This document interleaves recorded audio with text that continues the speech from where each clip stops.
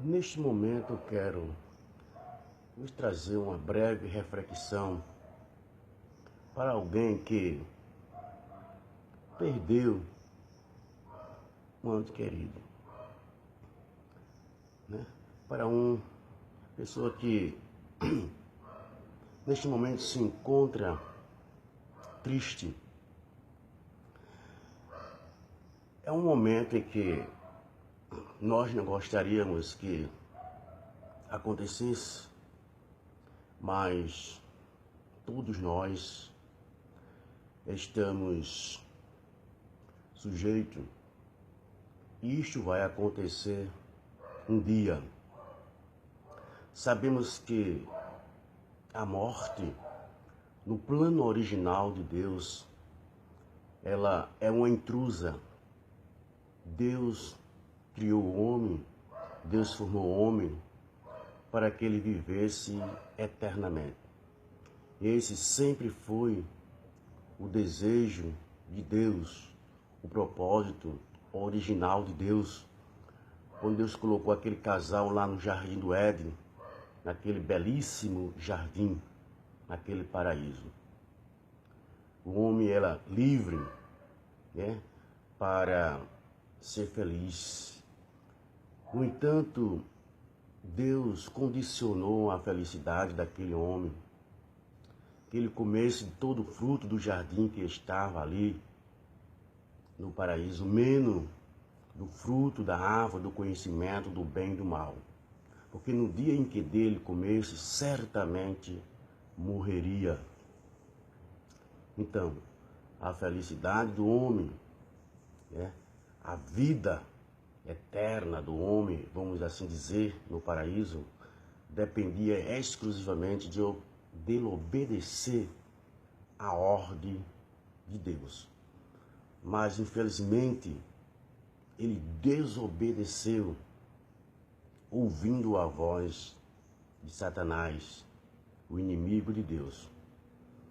Comendo daquele fruto do conhecimento do bem e do mal, Eva comeu, Deus deu também ao seu marido, e ambos pecaram, e a morte entrou para a humanidade que estava representado ali naquele casal.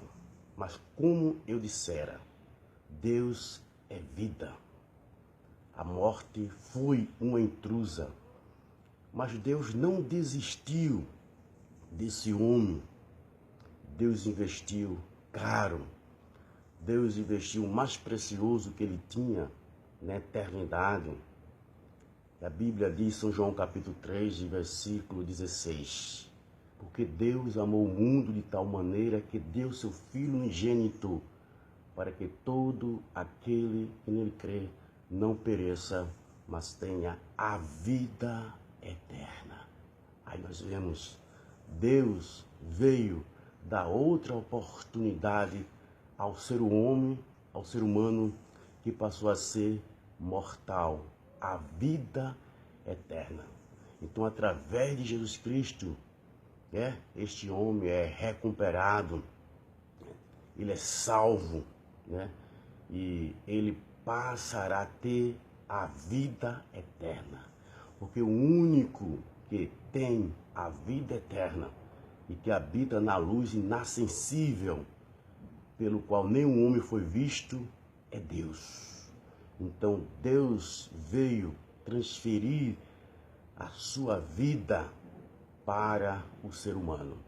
O próprio Jesus disse, São João capítulo 10, versículo 10, que o ladrão veio matar, roubar e destruir. Eu vim para que tenha vida e a tenha em abundância. Se referindo ao diabo, né? A Satanás. Lá no Éden ele veio trazer, né? Veio matar, roubar e destruir tudo aquilo que é bom, tudo aquilo que era eterno no homem, a paz, a alegria, a felicidade, a harmonia que o homem desfrutava lá naquele paraíso. Então, ladrão, o Satanás roubou tudo isto, frustrou tudo isso. Mas graças a Deus, e Deus enviou o seu Filho a este mundo, dando mais uma oportunidade a este homem, ao ser humano. Então é triste a perda do ente querido. Nós vemos isso, Jesus como um ser humano, né? Que ele passou a ter os mesmos sentimentos que um ser humano tem, que a Bíblia diz que ele não teve por usurpação em ser igual a Deus, mas aniquilou-se, despojou-se do seu resplendor divino, né? E se fez semelhante aos homens. Então Jesus veio a este mundo, comeu, bebeu, né? Ele sentiu aquilo que nós sentimos, bem que em tudo ele foi provado e pode socorrer aqueles que são provados, né? Então, realmente, Jesus teve sede, Jesus teve fome, Jesus cansou, então ele conhece as limitações do ser humano. Jesus foi ao extremo, a Bíblia diz que ele chorou. Quando foi que Jesus chorou? Nós vemos que Lázaro, né, tinha duas irmãs, Marta e Maria, que era de Betânia. Jesus amava muito esta família. Então Jesus estava pregando o evangelho do reino de Deus e Lázaro adoeceu. Então mandaram ir a Jesus da seguinte maneira: diz a Jesus que Lázaro, o amigo dele, aquele tanto ama, está doente. E a notícia chegou onde Jesus estava. E Jesus demorou mais 2 dias. Chegaram lá 2 dias e demorou mais 2 dias. E Lázaro morreu, faleceu.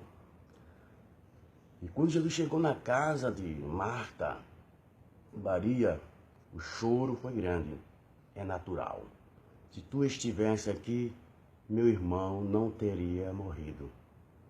Mas Jesus disse, mas também Maria, mas eu sei que tudo que pede a Deus, Ele isso fará. Jesus disse, eu sou a ressurreição e a vida. Quem crê em mim, ainda que esteja morto, viverá. Crito isto, Marta, Maria disseram, cremos. Sabemos que Ele há de ressuscitar no último dia. Mas Jesus disse, eu sou a ressurreição. Né? É verdade que para tudo há um tempo determinado. Sabemos que um dia nós iremos partir. Né? Jesus fez muitas ressurreições. Jesus ressuscitou o filho da viúva de Naí, que ia sepultá-lo, o seu único filho que tinha. Mas Jesus foi ao encontro daquele fúnebre, daquela mulher que estava atribulada, tinha perdido o seu único filho. E Jesus ressuscitou o seu filho, né, ordenando que aquele jovem se levantasse. Nós vemos também a filha de Jairo também. Ela tinha falecido com 12 anos, Jesus ressuscitou. E vemos também Lázaro aqui, Jesus ressuscitou.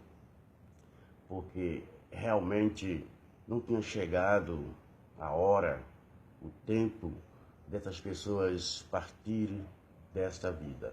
Então aí mostra que existe uma ressurreição futura. Graças a Deus que Jesus foi o único que veio a este mundo, além de trazer uma mensagem de esperança, de salvação, já para esta vida, naqueles que o aceitou, que entregou a sua vida.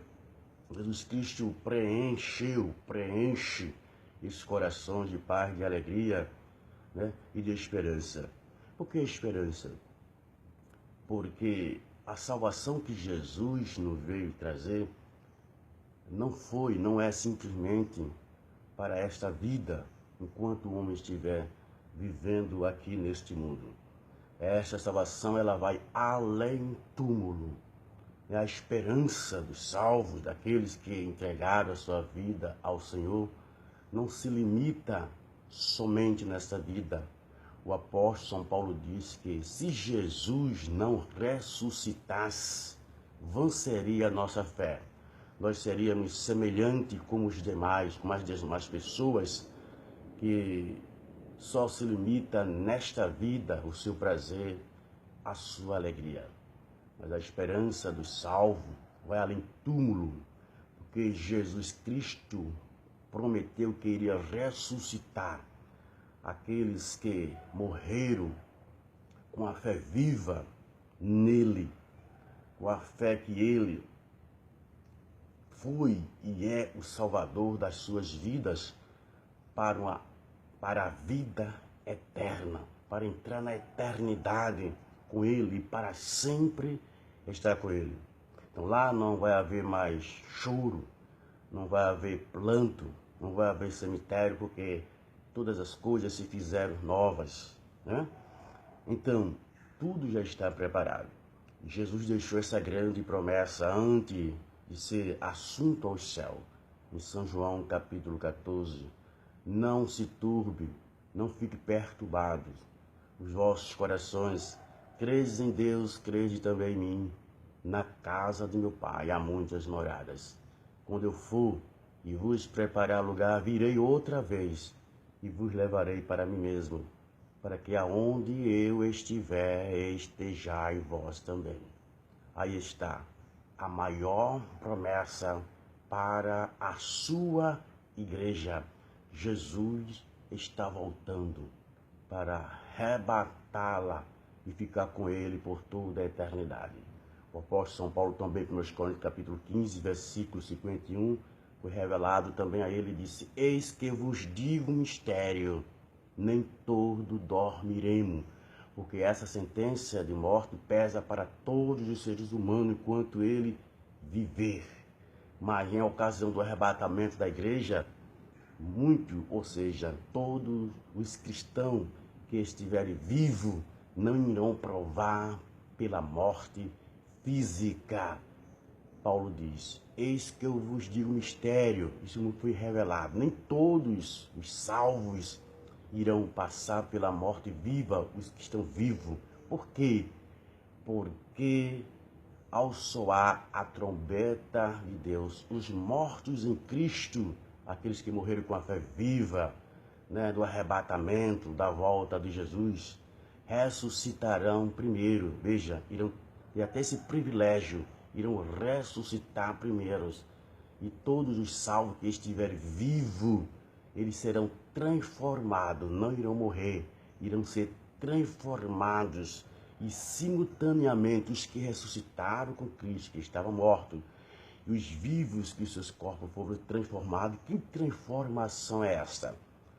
É a transformação do nosso corpo, passará a ser incorruptível. O que significa a palavra incorruptível?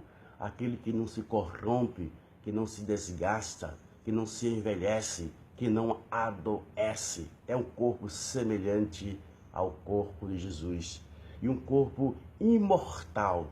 O que significa imortal? Aquilo que não morre, que nunca mais irá morrer. E para sempre nós iremos estar com o Senhor. Então aí, você que perdeu, né, um membro da sua família, talvez nesse dia, agora, né, e está realmente triste, console o seu coração. Receba o consolo de Deus. Receba a graça de Deus, o bálsamo de Deus. Jesus chorou quando Lázaro morreu. Ele teve esse sentimento, né? Ele sentiu o que é uma perda de um membro de uma família quando morre. Apesar dele ter o poder de ressuscitar Lázaro definitivamente para ele morrer, mas ele sabia, conhecia, sentia a perda, né, de uma pessoa quando parte aqui. Então Deus entende, Deus lhe conhece esse momento que você está passando. Então receba o consolo de Deus, o bálsamo de Deus para a sua alma, porque ele partiu e está em um lugar melhor do que este aqui. Ele deixou de sofrer. A Bíblia diz que ele está num paraíso.